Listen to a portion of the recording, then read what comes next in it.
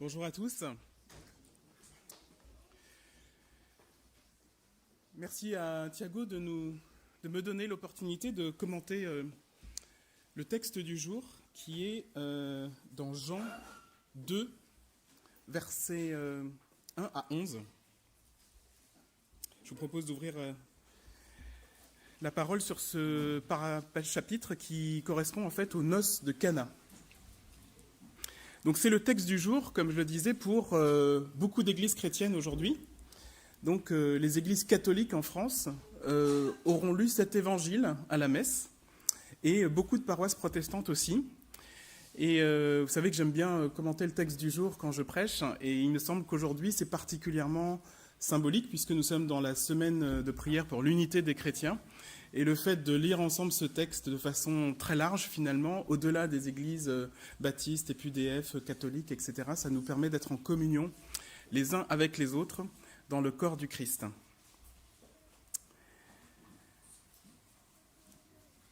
Or, 3 jours après, il y eut des noces à Cana en Galilée. La mère de Jésus était là. Jésus fut aussi invité aux noces avec ses disciples. Comme le vin venait à manquer, la mère de Jésus lui dit « Ils n'ont plus de vin ». Jésus lui répondit « Que me veux-tu, femme ? Mon heure n'est pas encore venue. » Sa mère dit au serviteur « Faites tout ce qu'il vous dira. » Or, il y avait là 6 jarres de pierre destinées aux purifications des Juifs et contenant chacune une 100 de litres. Jésus leur dit « Remplissez d'eau ces jarres. » Et ils les remplirent jusqu'au bord. « Puisez maintenant, leur dit-il, et apportez-en à l'organisateur du repas. » Et ils lui en apportèrent. L'organisateur du repas goûta l'eau changée en vin, et ne sachant pas d'où venait ce vin, tandis que les serviteurs qui avaient puisé l'eau le savaient bien, il appela le marié et lui dit « Tout homme sert d'abord le bon vin, puis le moins bon après qu'on s'est enivré. Mais toi, tu as gardé le bon vin jusqu'à présent. » Tel fut, à Cana en Galilée, le premier des signes miraculeux que fit Jésus. Il manifesta sa gloire, et ses disciples crurent en lui. Alors que faire quand on manque de vin dans une fête ? Par quoi le remplacer ? Comment remettre une bonne ambiance joyeuse quand vient la pénurie ? Ce texte bien connu est pourtant déroutant, car c'est le premier des miracles de l'évangile de Jean, et celui-ci consiste en une intervention de la gloire de Dieu dans une fête domestique. Qu'y a-t-il de plus humain qu'une fête, en particulier une fête de mariage, une célébration de l'amour, de la reproduction humaine, de la rencontre sociale la plus festive que l'on trouve dans toutes les cultures et dans tous les pays. Pourquoi une célébration de mariage a-t-elle sa place dans ce tout début de l'Évangile ? En quoi une participation active de Jésus à ce mariage, et même à sa logistique, est-elle importante pour notre croissance spirituelle ? Qu'est-ce que ce texte a à nous dire ? C'est ce que nous allons creuser ce matin, avec un point de mire que je vous donne dès le début. Ce sera le titre de ma prédication. Jésus veut faire la fête avec toi. Alors dans le contexte de ce texte, vous avez noté, donc on est dans Jean 2. Dans certaines traductions, il commence par la conjonction « or ». D'accord ? Certaines traductions ont « or 3 jours après », d'autres ont « 3 jours après ». Donc s'il y a une conjonction de coordination, c'est qu'il y a un lien avec le chapitre 1. Et pour ceux d'entre vous qui lisent la Bible, vous savez que dans Jean 1, il y a plusieurs paragraphes qui sont extrêmement importants. Tout d'abord, la lumière, donc Jésus, Dieu, Jésus qui est la lumière, le prologue de Jean. Et puis ensuite, 2 annonces fracassantes. La première, c'est par Jean le Baptiste que Jésus est l'agneau de Dieu qui ôte le péché du monde. Et ensuite, la rencontre avec Nathanaël, où Nathanaël est surpris parce que Jésus lui dit alors que tu étais sous le figuier, je t'ai vu. Et donc Jésus dit à Nathanaël, parce que je t'ai dit que je t'ai vu sous le figuier, tu crois, tu verras de plus grandes choses que celles-ci. Et il lui dit, en vérité, vous verrez désormais le ciel ouvert et les anges de Dieu monter et descendre au-dessus du Fils de l'homme. Et ça, c'est juste avant ce que nous avons lu. Donc si on vous annonce que, vous lisez en lisant Jean, vous allez voir le Fils de Dieu descendre du ciel, vous comprenez que, alors qu'on aborde ce passage, le suspense est à son comble. Notre texte est donc le point de départ, le kick-off du ministère de Jésus au niveau public. Et celui-ci enchaîne sur cette déclaration, donc 3 jours après, ce qui veut dire que notre histoire est directement reliée à cette merveilleuse démonstration de la divinité de Jésus. Et donc nous avons ce texte du festin des noces, dans lequel l'eau sera changée en un vin plus excellent que celui qu'avait choisi le marié, et dont il avait confié la répartition à l'ordonnateur du repas sous sa responsabilité. Ça, c'est pour la partie qui est juste avant le texte. Je voudrais aussi vous parler de la partie qui est juste après le texte.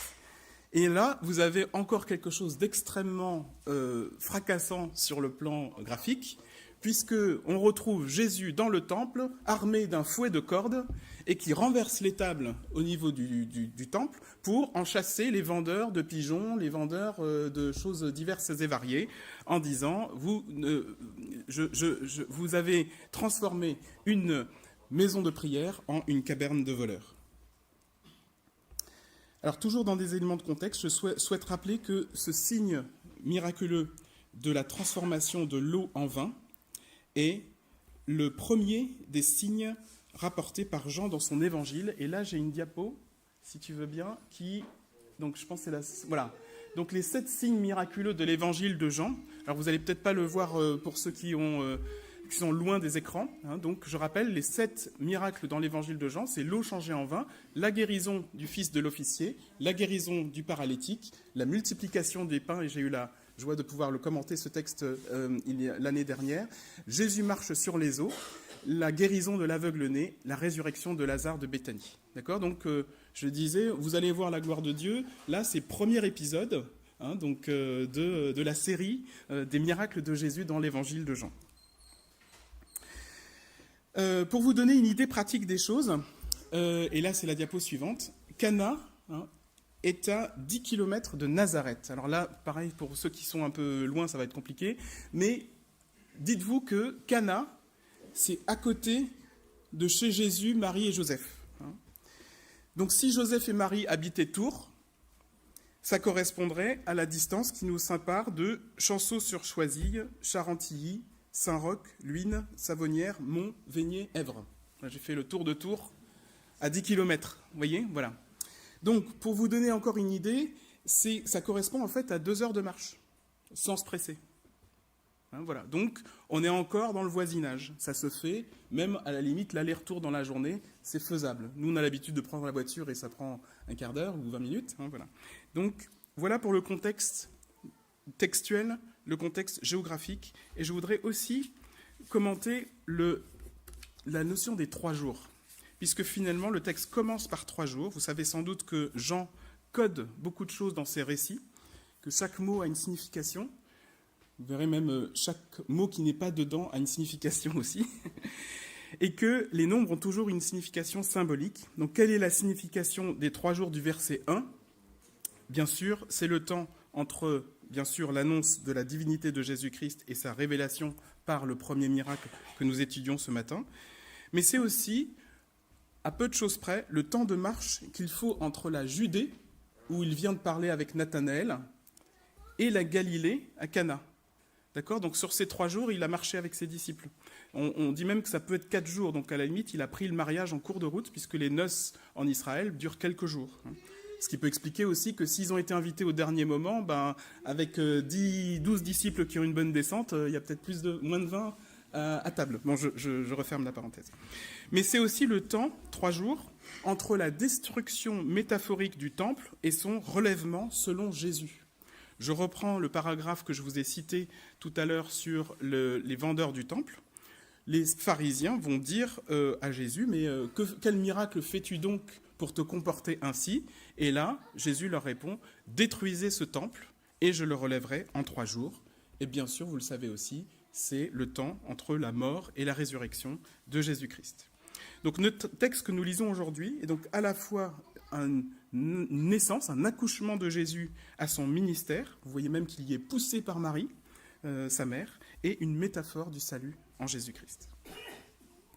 Voilà pour la partie que je voulais présenter comme le contexte du texte. Maintenant, je vous propose d'aller chercher le cœur du texte. Et j'espère que tout ce contexte vous met l'eau à la bouche pour savourer cette première manifestation de la divinité de Jésus à travers le miracle très inattendu de l'eau et du vin. Alors, je vous l'ai déjà dit dans plusieurs prédications précédentes, la structure d'un texte écrit par des Juifs est souvent particulière. C'est pas thèse, antithèse, synthèse, mais c'est une structure souvent symétrique. Et la partie la plus importante, la partie qui est culminante, est très souvent au milieu du texte.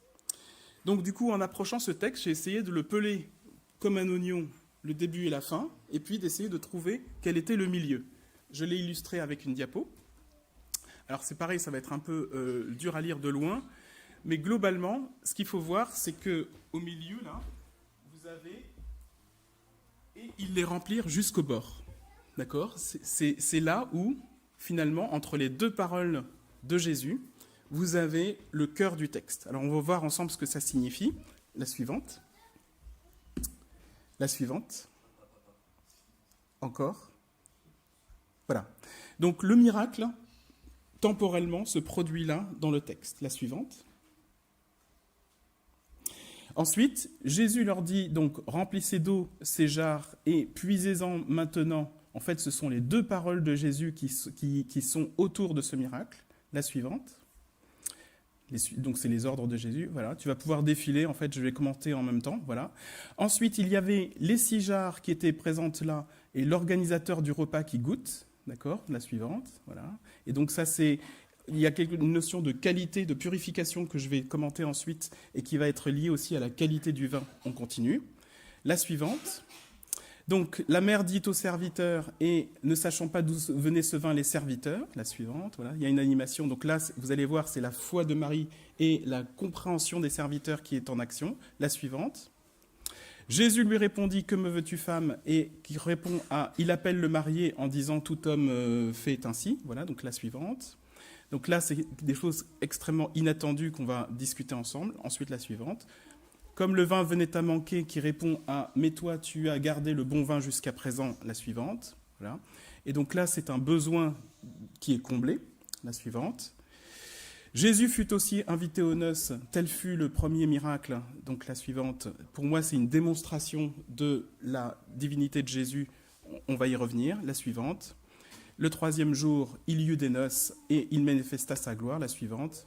Et donc là, c'est la manifestation de Jésus. J'aurais peut-être pu fusionner les deux premiers et les deux derniers. Je suis prêt à en discuter avec vous si vous voulez. Maintenant, si on résume ce texte, avec tous ces éléments de convergence vers le fait que les serviteurs obéissent en disant qu'ils remplissent les jarres jusqu'au bord, pour moi, le message, c'est que la divinité de Jésus se fait par la démonstration devant ses disciples, que Jésus comble les besoins d'une façon inattendue et excellente quand on lui obéit dans la foi. Je répète, la manifestation de Jésus-Christ se fait par la démonstration devant ses disciples qu'il comble les besoins de façon inattendue et excellente quand on lui obéit dans la foi. Dit plus simplement, Jésus se manifeste dans ta vie quand tu mets ta foi en action en obéissant à sa parole de tout ton cœur. Je vous propose un autre paragraphe où nous allons quelques instants nous mettre à la place du marié. Vous remarquerez avec moi que ce marié ne prend jamais la parole, alors qu'il a été convoqué. On n'a aucune notion de la mariée d'ailleurs. On se dit qu'elle est forcément quelque part puisqu'il s'agit d'une noce. Le silence du marié m'a souvent interpellé. S'il ne dit rien, c'est peut-être parce qu'il n'a pas intérêt en fait à parler à ce moment-là. Sans doute qu'il ne sait pas plus que l'ordonnateur d'où vient le vin. Il avait certainement, ce marié, préparé avec sa famille autant de vin que ses moyens lui permettaient d'acheter. Et puisqu'on est à court de vin en pleine noce, c'est soit qu'il avait prévu trop peu de vin, soit qu'il a invité trop de monde par rapport à la quantité de nourriture et de vin prévue. Il est même possible, comme je le disais, qu'il y ait eu plusieurs invités de dernière minute, comme peut-être Jésus et ses disciples.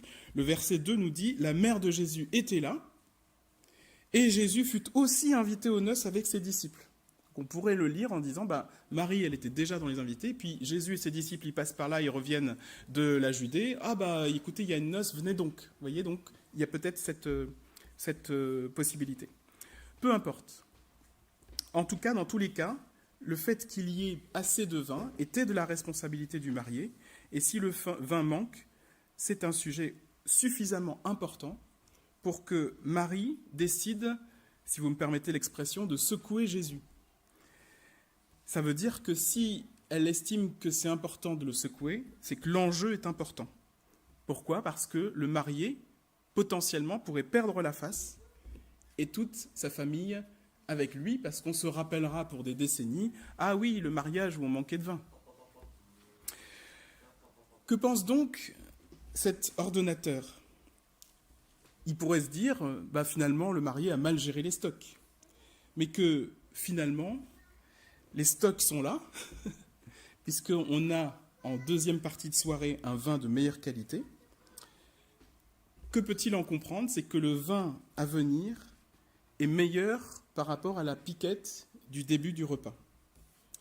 Et la qualité du deuxième vin n'est perceptible que par ceux qui sont sobres du premier vin, ou qui ne sont pas ivres en fait.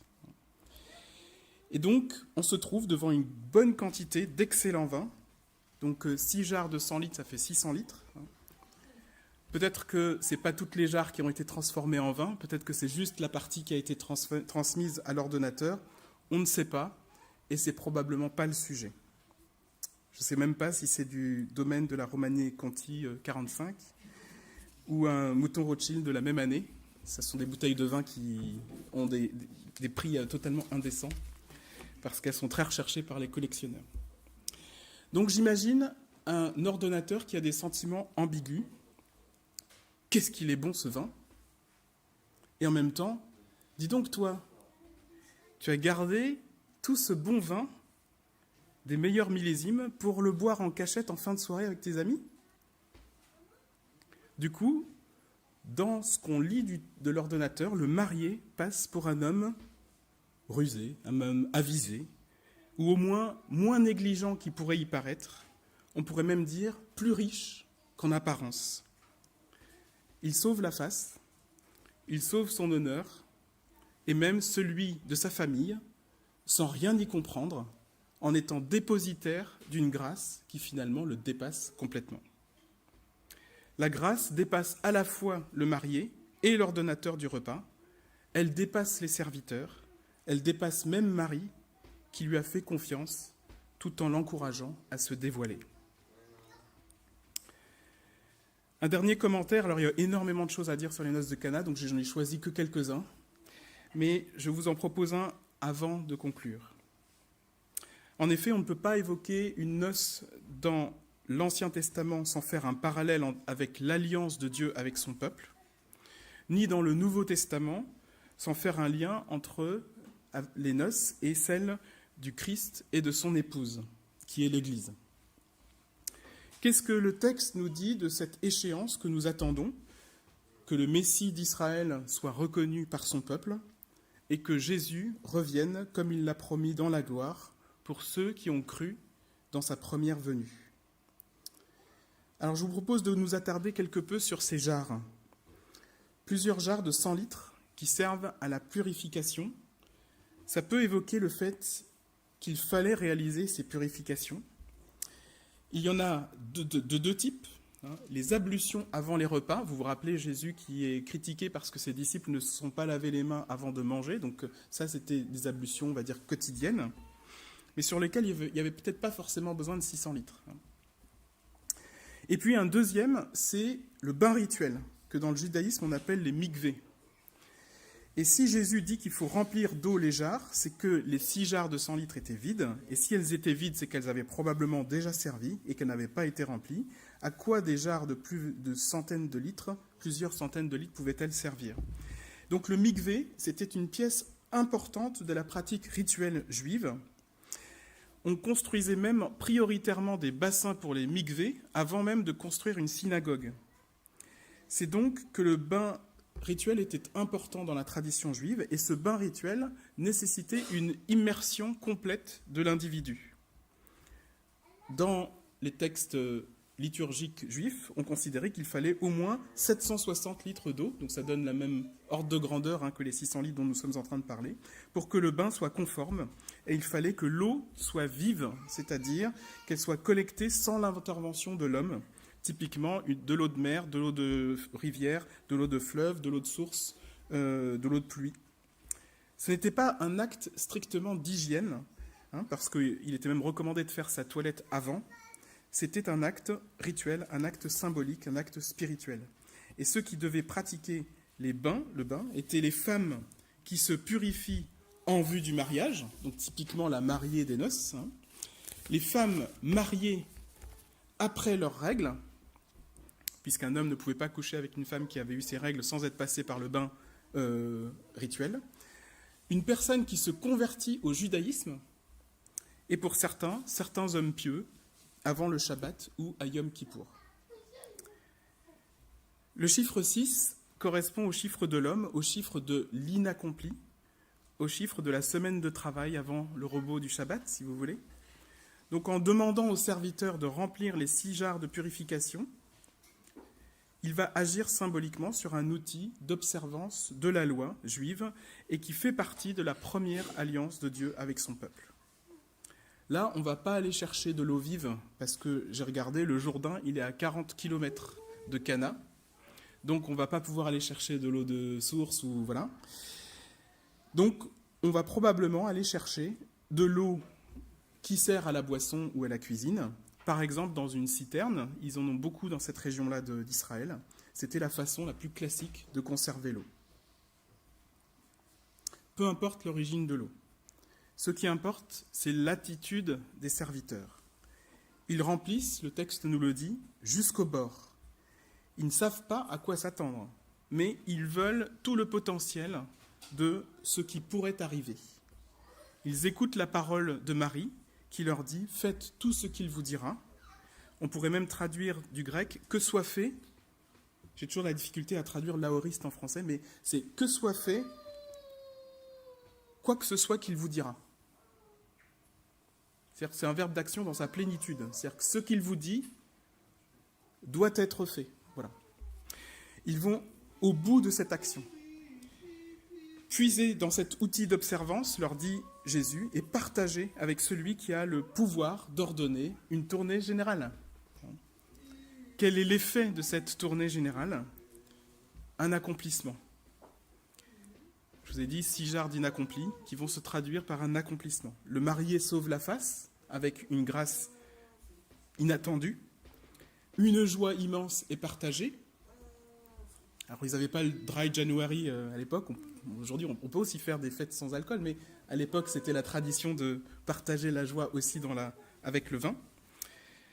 La purification rituelle est transformée en fête, et Jésus manifeste sa gloire. Par son miracle, Jésus annonce qu'il accomplit la loi juive, qui était une invitation à la fête entre Dieu et son peuple. Il symboliquement le purifie, tout en restaurant l'homme dans sa dignité. Je pense aux mariés. Il partage de la joie et il révèle sa gloire devant les disciples.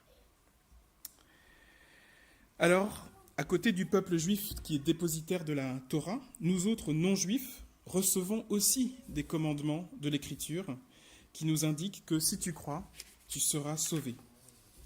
Qu'est-ce donc que ce salut ? Eh bien, tes manquements seront comblés, seront pardonnés. Tes besoins seront comblés.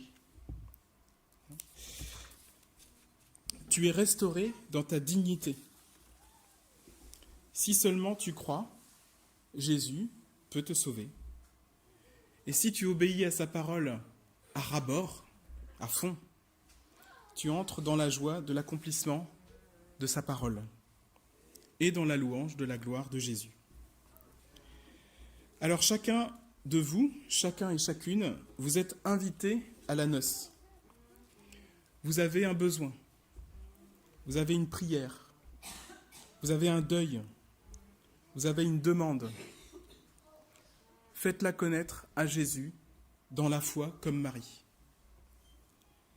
Vous recevez un commandement, vous recevez un ordre. Obéissez donc de tout votre cœur. Et la grâce de Dieu qui vous dépasse et que vous ne pourrez pas comprendre dans son entièreté, elle vous apporte miraculeusement, par l'Esprit Saint, le pardon, la restauration de votre dignité, la consolation, la guérison, la joie et l'espérance. C'est ça la fête avec Jésus. Est-ce que, comme les disciples, vous voulez croire en Jésus au quotidien, suite à ce miracle révélé? Alors, remplissez d'eau vos jarres, à ras-bord. Qu'est-ce que c'est l'eau des jarres? Là, c'est chacun de vous qui pourra répondre. C'est ce que Jésus vous demande de faire alors que vous êtes ses serviteurs. C'est un appel qui est différent d'une personne à l'autre. Pour Francis, c'est d'aller servir à Strasbourg. Donc vas-y à fond. Pour d'autres, c'est peut-être de faire le ménage. Vas-y à fond. Pour d'autres, ils vont recevoir dans leur cœur un appel qui est celui du Seigneur. Mais allez-y à ras-bord. Vous le savez dans votre cœur. Jésus veut faire la fête avec vous, que son nom soit glorifié. Je vous invite à la prière.